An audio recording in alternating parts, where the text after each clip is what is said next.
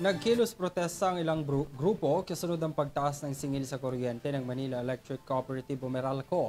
Ang naturang pagtaas kasi umabot sa halos 11 pesos na kilowatt per hour noong nakaraang buwan. Nagbabalik si Alvin Palubello. Nagsagawa ng kilos protesta ang ilang progresibong grupo bunsod ng pagtaas ng singil ng kuryente ngayong buwan. Maring tinutulan ng Gabriela Women's Party at ilan pang mga progresibong grupo ang pagpataw ng Manila Electric Cooperative o Meralco ng karagdagang singil sa kuryente.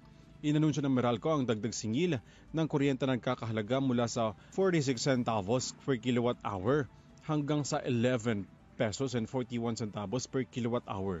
Mas mataas mula sa halos 11 pesos na per kilowatt hour noong nakarang buwan. Ayon kay Representative Arlene Brosas ng Gabriela Women's Party, dagdag pasanin lamang para sa mga Pilipino ang karagdagang singil sa kuryente na apektado rin ng kakarampot na kita at mataas na presyo ng mga bilihin. Ginagamit lamang umano ng National Grid Corporation of the Philippines at ang Meralco ang alert status ng Luzon Grid para magsilbing katwiran sa panibagong taas singil sa kuryente. Unang nanawagan ang minority bloc sa Kamara sa nationalization ng power distributor sa bansa upang ma-regulate ang presyo ng kuryente.